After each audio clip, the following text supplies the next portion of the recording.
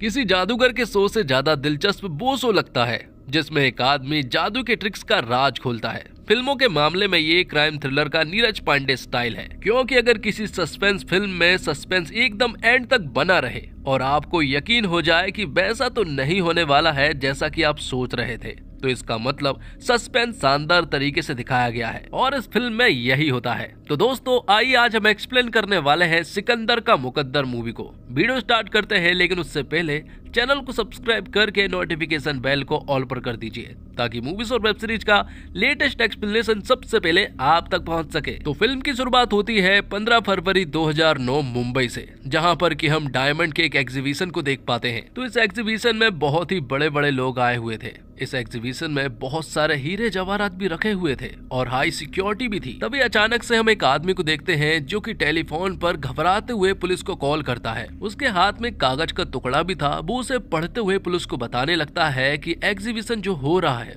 उसी एग्जीबिशन में लगभग 5 मिनट के अंदर ही चोरी होगी और एग्जीबिशन के सारे डायमंड्स को चुरा लिया जाएगा। ये बात जब पुलिस को मालूम चली तो पुलिस पूरी तरह से अलर्ट हो गई और उन्होंने इमरजेंसी सायरन भी बजा दिया था, जिससे कि एग्जीबिशन में जितने भी लोग थे उन सभी को एक दूसरे कमरे में भेज दिया गया था। और तभी इन लोगों को फायरिंग की आवाज सुनाई पड़ती है और मालूम चलता है कि किसी ने एग्जीबिशन पर हमला कर दिया है। उनके पास AK-47 थी और वो पुलिस पर हमला कर देते हैं, लेकिन पुलिस इन सभी को यहीं पर मार गिराती है। लेकिन तभी यहाँ पर कामनी और मंगेश भाई को पता चलता है कि जो हीरे यहाँ पर मौजूद थे अब वो गायब है। मंगेश भाई यहाँ पर पुलिस को बताते हैं कि यहाँ पर हीरे के 5 टुकड़े रखे हुए थे जिनकी कीमत लगभग 50 से 60 करोड़ रुपए है। ये बात जब पुलिस ने सुनी तो वो पूरी तरह से हैरान रह चुके थे और फिर वो पुलिस वाला तुरंत ही इन्वेस्टिगेशन ऑफिसर जसबिंदर को बुलाता है, जिनका ट्रैक रिकॉर्ड एकदम सॉलिड है। जसबिंदर के पास आज तक जितने भी केस आए हैं उन सारे केस को उसने सॉल्व किया है, इसलिए ये केस भी उसे मिला है। पुलिस वाला यहाँ पर जसबिंदर को सारी चीजें बता देता है। बाद में पुलिस वाले यहाँ से चले जाते हैं और फिर जसबिंदर मंगेश भाई, कामनी और बाकी सारे लोगों से पूछताछ करने लगता है। अब क्योंकि जिन लोगों ने हमला किया था उन लोगों ने CCTV फुटेज भी पूरी तरह से उड़ा दिया था, इसलिए यहाँ पर जसबिंदर चेक करता है कि आखिर CCTV फुटेज जब बंद हुआ था तब सारे लोग कहाँ खड़े थे वो वैसे ही खड़े हो जाएं। सभी लोग जैसे तैसे खड़े हो जाते हैं और मंगेश भाई और कामनी ने बताया कि इस रूम से दूसरे रूम में वही आखिर में गए थे और उन हीरो के सबसे ज्यादा नजदीक सिकंदर था, जो कि लगभग 6 फीट की दूरी पर था। इसलिए पुलिस वालों को सिकंदर के ऊपर शक हो रहा था। सिकंदर से पूछताछ की जाती है और वो बताता है कि वो तो एक कंप्यूटर टेक्नीशियन है। वो बताता है कि वो कानपुर में रहता है, लेकिन यहाँ तो वो बस काम से आया है। तभी यहाँ सिकंदर को जाने दिया जाता है, लेकिन सिकंदर तो यहाँ हड़बड़ी में जा रहा होता है। ये चीज जसबिंदर ने देख ली थी। जसबिंदर ने सिकंदर को तुरंत ही रोका और उससे कहा कि आखिर वो इतनी हड़बड़ी में कहाँ जा रहा है। तब जसबिंदर सिकंदर से फिर से पूछता है कि जब अलार्म बजा था तो वो कहाँ पर खड़ा हुआ था। यहाँ पर सिकंदर फिर से बताता है वो सारी चीजें जो कि उसने पहले बता चुका है, लेकिन इस बार उसने जगह गलत बताई थी, इसलिए सिकंदर के ऊपर जसबिंदर को शक हो रहा था। जसबिंदर को जितना शक सिकंदर के ऊपर हो रहा था उतना ही शक उसे मंगेश और कामनी के ऊपर भी हो रहा था। जसबिंदर यहाँ पर इन तीनों से कहता है कि तुम तीनों में से एक चोर है, क्योंकि आज तक उसका इंस्टिंक्ट कभी भी गलत नहीं हुआ है। लेकिन जब जसबिंदर को मालूम चला कि उन हीरो की कीमत लगभग 60 करोड़ रुपए है तो वो तुरंत ही कमिश्नर सर को कॉल करता है और कहता है कि सर आपने मुझे यहाँ कहाँ फंसा दिया है।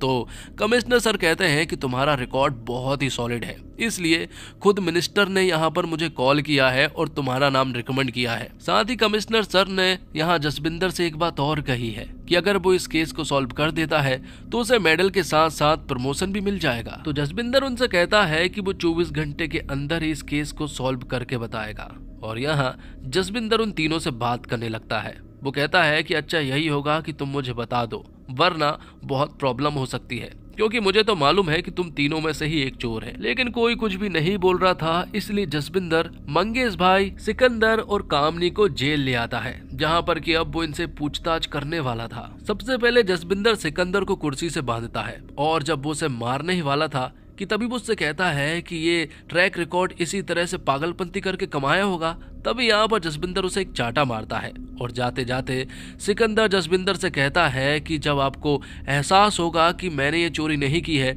तो आपको बहुत पछतावा होगा, तब मैं देखना चाहूंगा कि आप मेरी आंखों में आंख डालकर माफी मांगे। पर जसबिंदर कहता है कि ऐसा तो कभी भी नहीं होने वाला है। जिसके बाद कहानी 15 साल आगे शिफ्ट हो जाती है, जहां पर कि हम जसबिंदर को देखते हैं जो कि अब पूरी तरह से बेवड़ा हो चुका है। तभी उसे एसआई सर बुलाते हैं और उससे कहते हैं कि अब तुम फुल टाइम शराब पी सकते हो क्योंकि तुम्हें पूरी परमिशन है। दरअसल में यहाँ पर जसबिंदर को सस्पेंड कर दिया गया था क्योंकि वो ड्यूटी ठीक ढंग से नहीं कर रहा था और साथ ही ड्यूटी पर शराब पीता रहता है, जिस वजह से उसे सस्पेंड कर दिया गया था। यहाँ से निकलने के बाद जसबिंदर तुरंत ही अपनी वाइफ कौशल्या के पास जाता है जो कि कोर्ट में थे और यहाँ पर मालूम चलता है कि आज इनका डिवोर्स भी होने वाला है। मतलब कि एक ही दिन में जसबिंदर को 2 बुरी न्यूज मिल चुकी थी, जो कि सबसे बुरी बात थी। जसबिंदर कौशल्या से कहता है कि शायद हम इतने भी बुरे नहीं थे, लेकिन कौशल्या उससे कहती है कि मैं कुछ नहीं जानती, बस टाइम से पैसे भेजते रहना क्योंकि जो प्रॉपर्टी तुमने मेरे नाम की है अगर वो मेरे नाम ही हो जाएगी तो तुम्हारे पास कुछ नहीं बचेगा,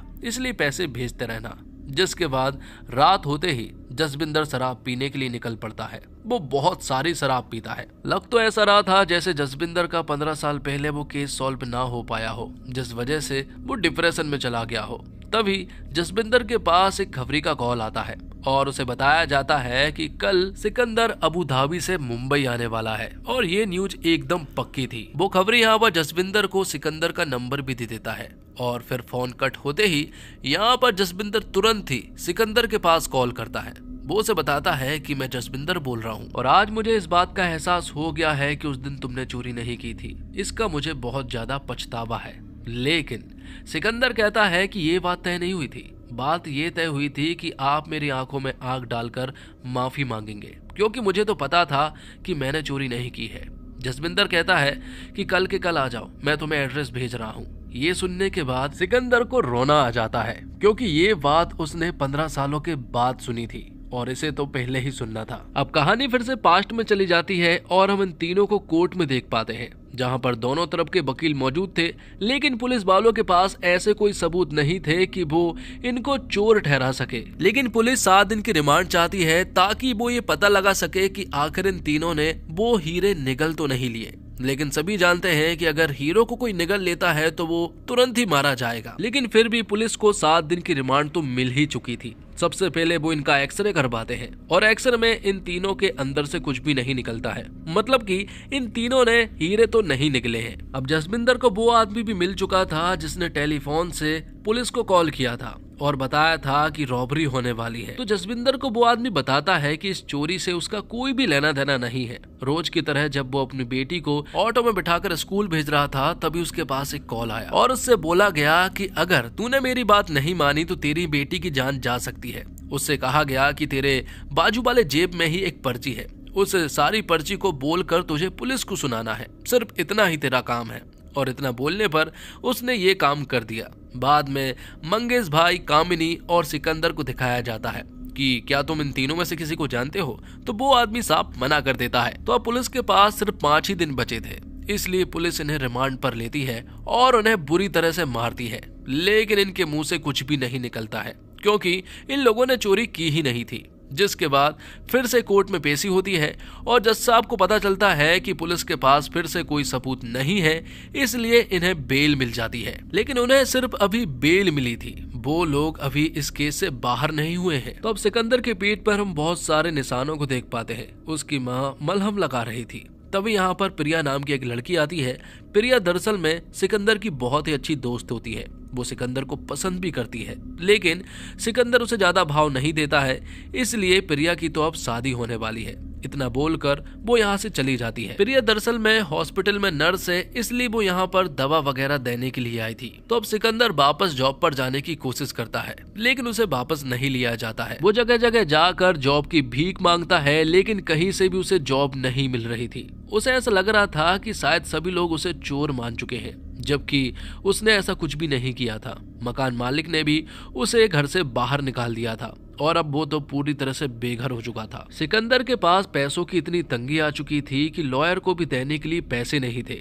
तब यहाँ पर कामिनी आती है और कामिनी लॉयर को पैसा देती है और उसकी मदद करती है। तो अब कामिनी अपने बारे में बताने लगती है कि उसकी 1 साल का बेटा है और साथ ही एक छोटी बहन भी है। 1 साल पहले उसका पति का अफेयर चल गया था, इसलिए वो उसे छोड़कर जा चुका है। यहाँ सिकंदर बताता है कि उसके साथ सिर्फ उसकी माँ रहती है। अब क्योंकि दोनों की जॉब जा चुकी थी, इसलिए दोनों साथ में रहने लगते हैं। केस भी साथ में ही चल रहा था, इसलिए जान पहचान होने लगती है और धीरे धीरे एक दूसरे को वो लोग पसंद करने लगते हैं।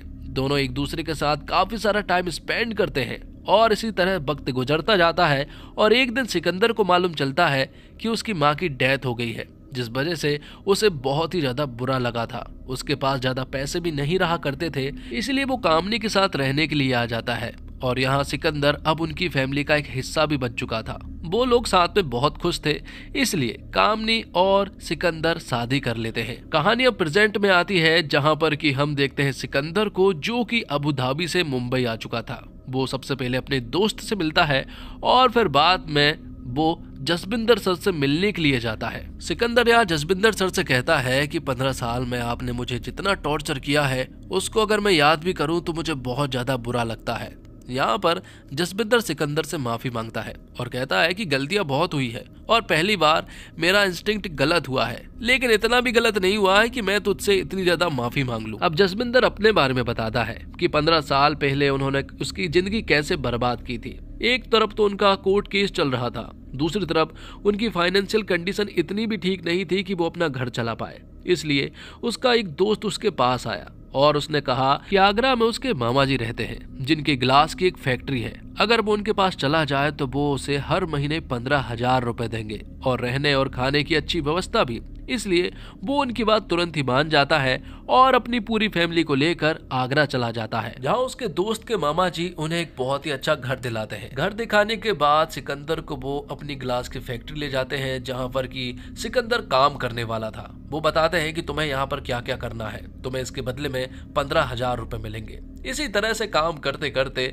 सिकंदर को 2 साल हो जाते हैं। उनकी लाइफ अब बिल्कुल सही थी, सब कुछ एकदम सही चल रहा था। और फिर तभी मंगेश भाई का कॉल सिकंदर के पास आता है। मंगेश भाई सिकंदर को बताते हैं कि तुम्हारे खिलाफ अरेस्ट वारंट निकला है, क्योंकि तुमने पिछले 6 महीने से वकील को पैसे नहीं दिए हैं, इसलिए यहाँ पर आओ और सारा सेटलमेंट करके जाओ। कामनी को वहाँ जाने की कोई भी जरूरत नहीं थी, ये बात सिकंदर ने कामनी को बोल दी थी और वो अकेला ही ये काम आराम से कर सकता है। जिसके बाद वो वापस मुंबई गया, जहाँ पर कि उनका केस लगा हुआ था। पता चलता है कि पुलिस के पास अभी भी कोई सबूत नहीं है और उन्हें तो ये इन्वेस्टिगेशन भी फेक लग रही है, इसलिए उन्हें यहाँ से वरी कर दिया जाता है। तो इस केस से अब वो पूरी तरह से मुक्त हो चुके थे, जिससे कि मंगेश भाई और सिकंदर बहुत ज्यादा खुश थे।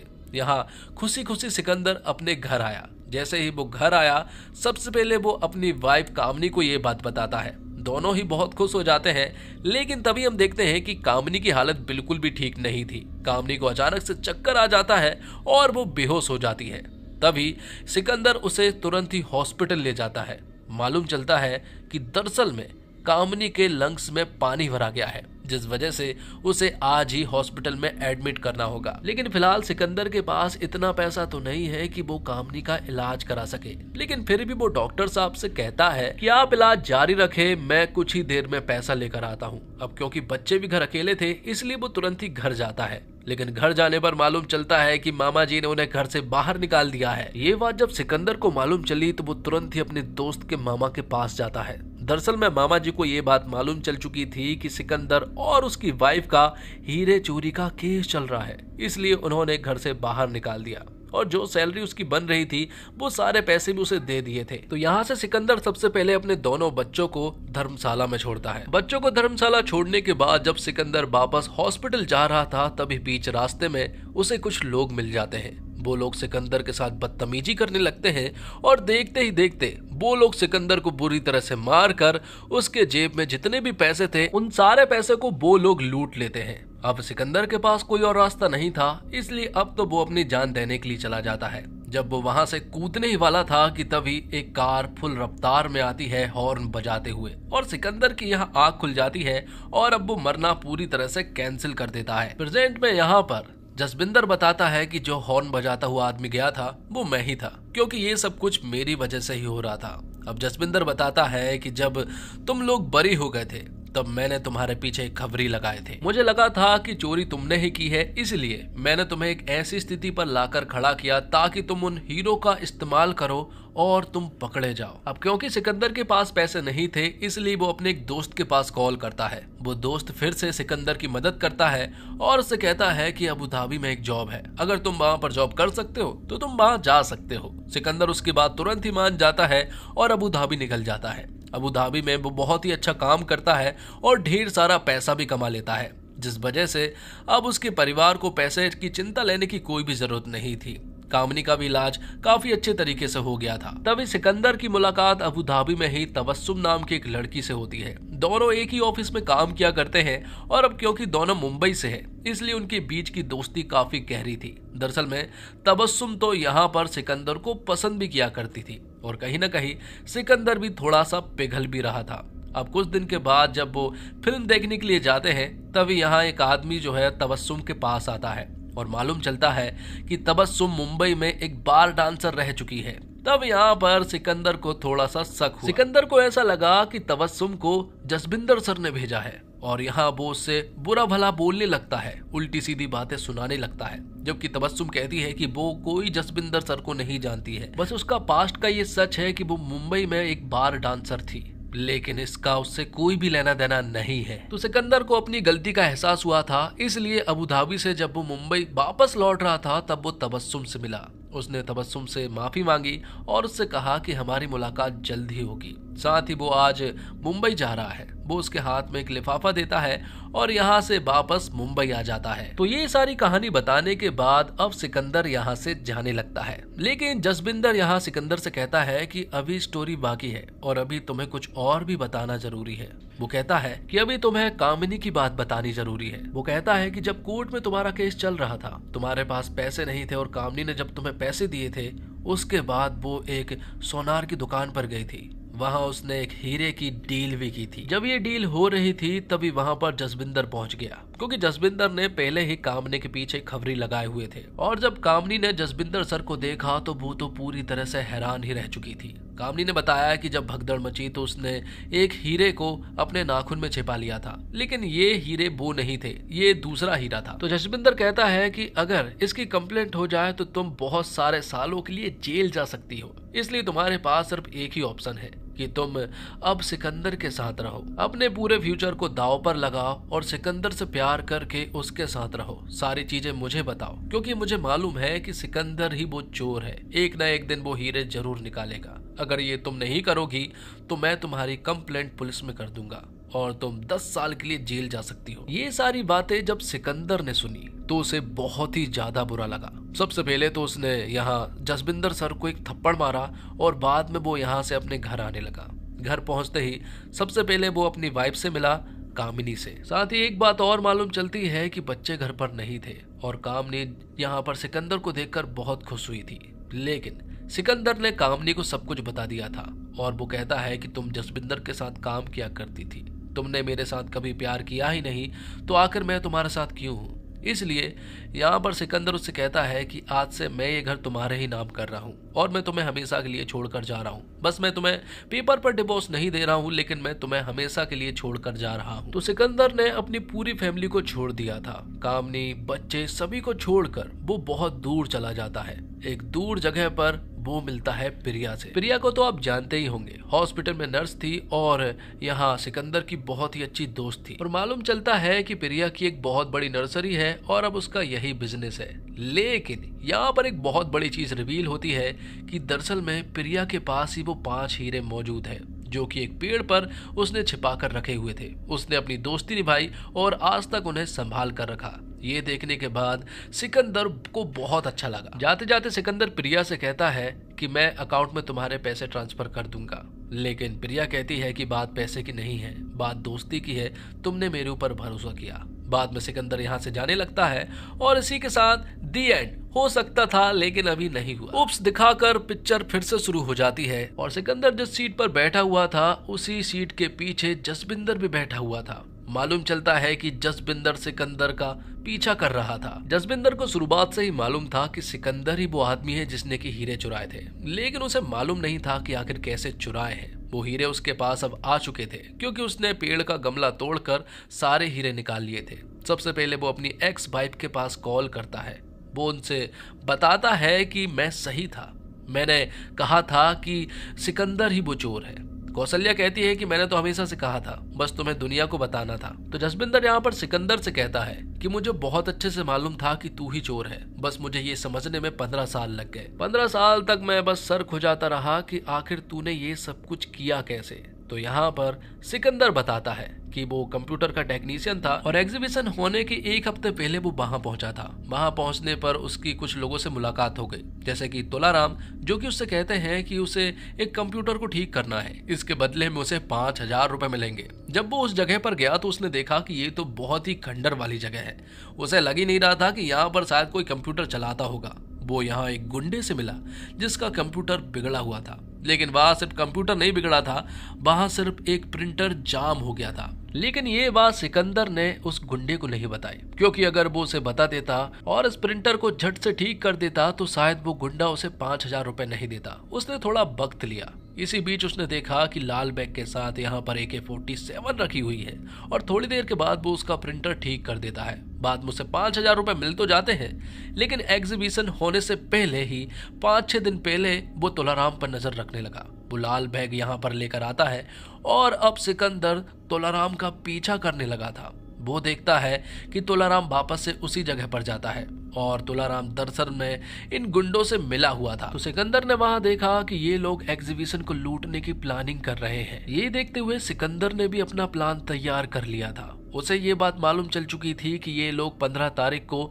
सुबह 10 बजे एग्जीबिशन को लूटने वाले हैं। तो अब सिकंदर को सिर्फ 2 ही चीज करनी थी। पहली, पुलिस वालों को इनके बारे में बताना था जब ये लोग चोरी करने आएंगे तब। इसलिए यहाँ पर सिकंदर ने उस आदमी की मदद ली और चोरी से उसके जेब में एक कागज की पर्ची डाल दी और बाद में कॉल करके उसे बताया कि उसकी लड़की किडनैप हो सकती है, इसलिए 9:55 पर तुम्हें पुलिस को कॉल करना होगा और बताना होगा कि 5 मिनट के अंदर ही चोरी होने वाली है। तो जब इमरजेंसी अलार्म बजा और वो सारे गुंडे जब यहाँ पर पहुंच गए तो इसी भगदड़ का फायदा उठाकर सिकंदर ने तुरंत ही उन हीरो को चुरा लिए। अब क्योंकि उन गुंडों को पुलिस वालों ने मार दिए थे, इसलिए हॉस्पिटल से एम्बुलेंस आई और उनके साथ नर्स प्रिया भी आई थी, जो कि उसी के साथ मिली हुई थी। इसलिए यहाँ पर सिकंदर ने प्रिया को भी अपने प्लान में शामिल कर लिया था। तो अब क्योंकि प्रिया नर्स थी और जब वो लोग लाश लेकर जा रहे थे तब सिकंदर ने प्रिया को वो हीरे दे दिए थे। तो ये सारी बातें सिकंदर जसविंदर सर को बता रहा था। साथ ही सिकंदर जसविंदर सर को एक बात और बताता है। वो कहता है कि जब वो अपनी जान देने के लिए उस जगह पर खड़ा हुआ था और जब वो उस ब्रिज से कूदने वाला था तब उसे बहुत अच्छे से मालूम था कि मेरे पीछे आप ही हैं और मुझे कामनी और आपके बारे में सब कुछ मालूम चल गया था। आखिर में जसविंदर सर यहाँ सिकंदर से पूछते हैं कि आखिर तबस्सुम को जो लिफाफा दिया था उसमें क्या था, जिस पर कि सिकंदर बताता है कि उसमें स्विट्जरलैंड की टिकट थी। वो सब कुछ छोड़ छाड़ के उसके साथ वहीं पर सेटल होने वाला था, लेकिन आपने मुझे पकड़ लिया। ये सारी बात बताने के बाद सिकंदर यहाँ पर जसविंदर से कहता है कि आप नौकरी से निकल चुके हैं, आपके पास अब कुछ भी नहीं बचा है, इसलिए मेरे पास आपके लिए एक प्रपोजल है। इसी के साथ फिल्म यहीं पर खत्म तो हो जाती है, लेकिन प्रपोजल के बारे में आपको सोचना है। लेकिन मुझे ऐसा लगता है कि सिकंदर के पास जसविंदर के लिए प्रपोजल ये हो सकता है कि वो कामनी की फैमिली के पास जसविंदर को भेज दे, क्योंकि जसविंदर को फैमिली की आवश्यकता है। साथ ही वो उसे कुछ हीरे भी दे देगा, क्योंकि अब जसविंदर सस्पेंड हो चुका है, इसलिए शायद अब वो सिकंदर की बात मान जाए। आपको क्या लगता है कमेंट्स बॉक्स में जरूर बताइएगा। इसी के साथ ये वीडियो यहीं पर समाप्त होता है। उम्मीद करता हूँ दोस्तों आपको वीडियो पसंद आई होगी। वीडियो पसंद आई हो तो वीडियो को लाइक करके चैनल को सब्सक्राइब जरूर कीजिएगा, ताकि आपको इसी तरह के लेटेस्ट और फ्रेश कंटेंट मिलते रहे। मिलते हैं एक और कमाल की वीडियो के साथ, तब तक के लिए आप हमारे चैनल के साथ बने रहिए। धन्यवाद। जय हिंद, जय भारत, जय श्री राम।